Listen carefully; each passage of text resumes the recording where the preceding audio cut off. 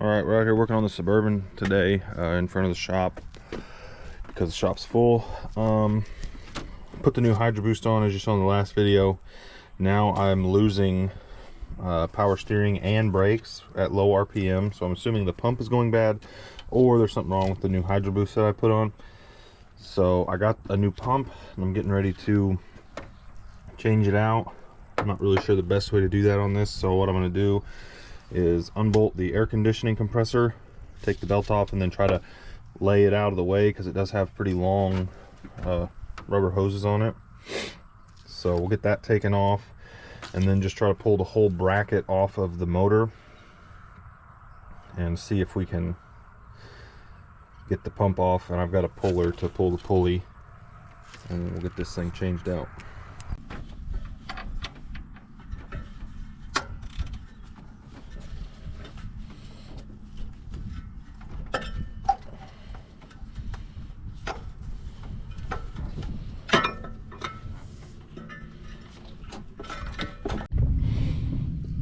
AC compressor is out of the way. This one bolt doesn't really come out now since it's still got the lines attached, but not too big of a deal. If I can find a socket that fits those, I'll go ahead and pull this bracket off and then try to figure out how to get the lines off, because there's 3 lines. This line goes to the Hydro Boost. This line is the return from the Hydro Boost. And then this line down here is the return from the box, the steering box.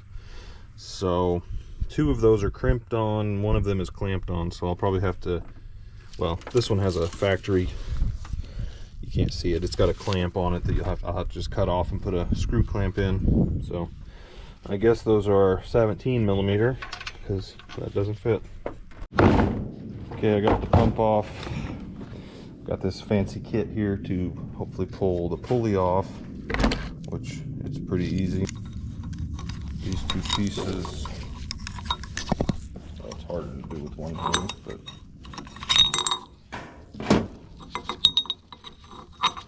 this goes like this, and then that goes around it so they don't spread out.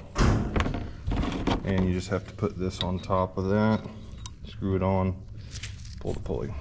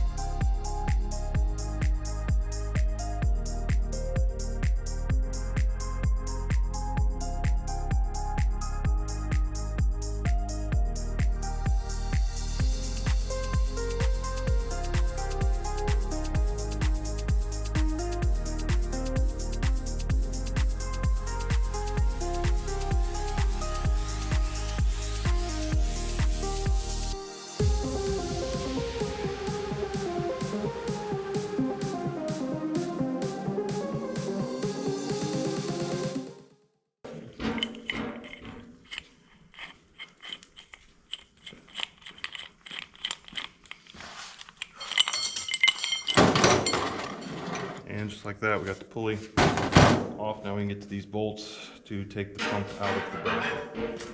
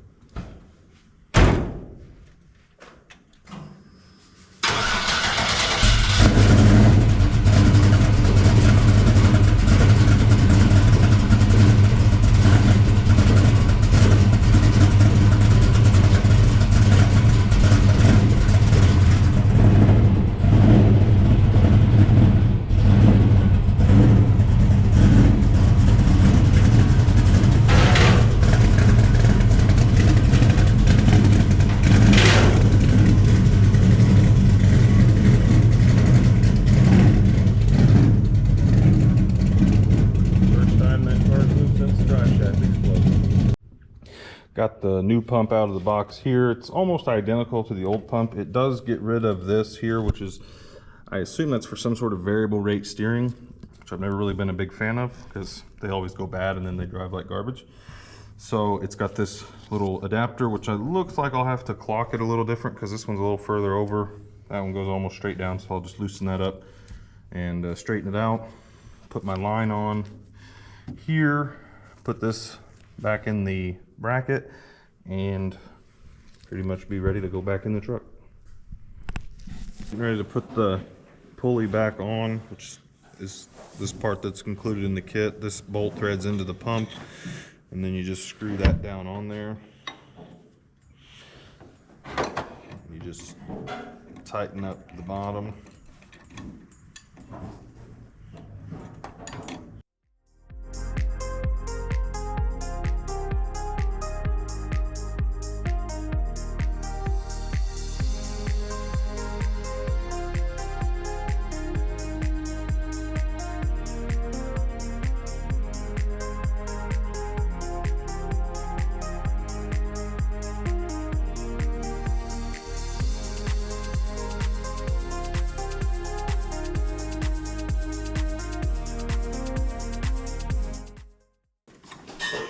Tighten it till it quits moving. That normally means you're on there all the way. Alright, got the new pump back in the bracket, pulley's installed, bolted into the truck. I'm going to go ahead and get the lines put on before I worry about putting the fan shroud or anything back in, or the fan. I had to take the fan off. I don't think I showed that because it wouldn't slide forward far enough. So got me a new hose clamp because one of the lines I had to cut the factory clamp off.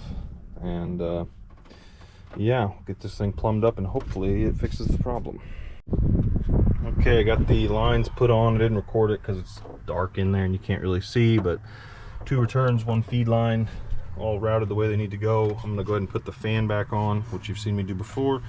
So I'll bring it back whenever this thing's ready to start up, and we'll see if it's any better or not. All right, I got it running, no leaks. So far I can still turn the steering wheel when it's stopped, so that's an improvement over before. We'll see if it still works once it's warmed up. Okay, I made it home. It's dark now, but power steering worked the whole way, so hopefully that's fixed. Steering and stopping are really good perks to have in a vehicle.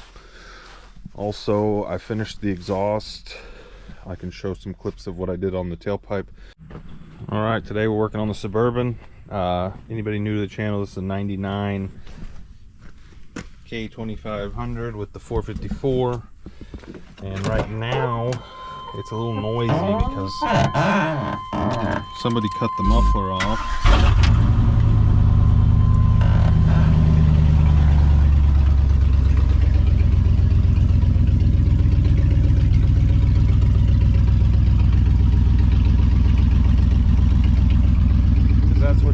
Get bored as you cut your muffler off. So it's still got the converters and it's dual pipes back to the muffler. But also, as I like to do things difficult, we're going to change the tailpipe.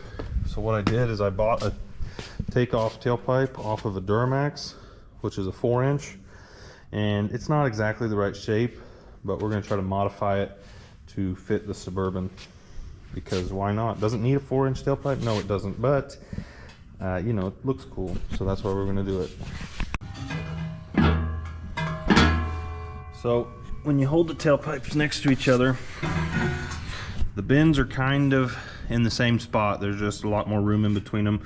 So what I'm going to do is I'm going to take a little bit of room out of this straight section, a little bit out of this straight section, and a little bit out of that straight section, and weld it all together, and then it should fit into the truck. I test fit it once and it does kind of fit right now. It's just too low because of the distance between the bottom of this pipe and the top of this pipe is too much. So we're just going to shorten it, tack it all together, test fit it in the truck, and see how it fits. All right, so the first thing I'm going to do is I'm going to measure my distances. So like from the top of this pipe to the bottom of this pipe, so I know how much my overall length needs to be, and I'll try to match that on this first bend on the new tailpipe. And what I'm going to do is I'm going to use this, it's hard to see, but there's a seam right here where that pipe's welded together. I'm going to use that as my reference, so when I cut it, I'm going to line those lines back up so that I know that I didn't turn it any side to side. And then when I weld it back together, it should be at least remotely the same shape that it was when it started. So I'm going to go ahead and measure all these bends, and then I'll mark them, and then we'll start cutting. Alright, so in the middle of the bend on the over the axle, I'm going to cut about 7 inches out, so I'm going to cut on those 2 lines. This part here is actually pretty much the same length as this part here on the original tailpipe, so we're going to leave that alone for now. And then we're going to cut about 6 inches out of this back one.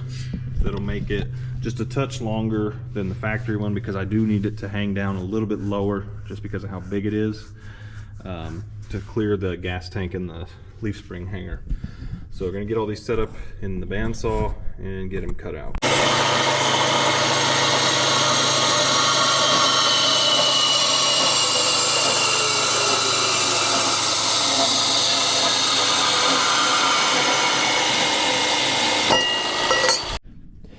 Alright, I got my first 2 pieces set up on my makeshift table here. So those are going to go pretty much like that.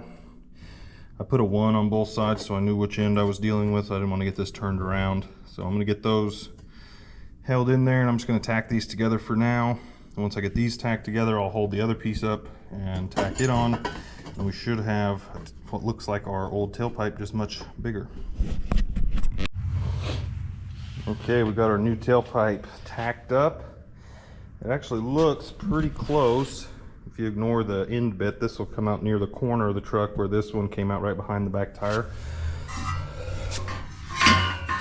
But as far as that goes, that looks pretty close. That angle there might need to be turned, or it might be fine the way it is. We'll just have to wait till we get the Suburban back in the shop where I can see underneath it, because right now it's parked in the dirt and I don't want to lay on the ground. But I might back it in on the other side of the shop and see if it'll go in there without jacking it up. Alright, I test fitted under the truck. I couldn't really film it because it took 2 hands to hold the pipe, but you'll just have to trust me that it fit. So I'm going to go ahead and weld it together.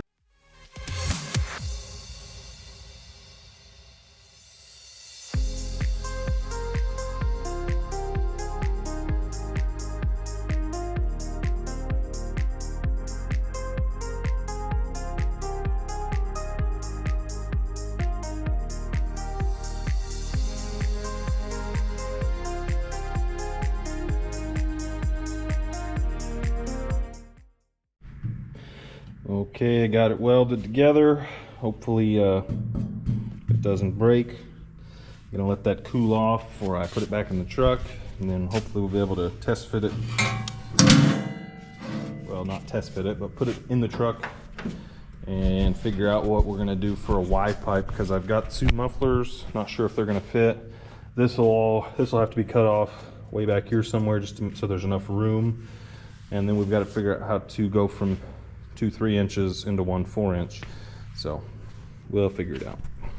But I didn't really record anything. It's got the 4-inch tailpipe in the back,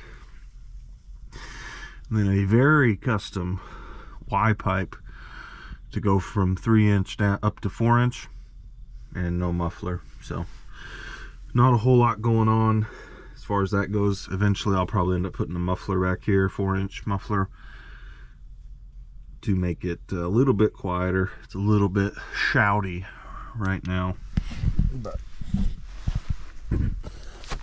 that's gonna do it for this video.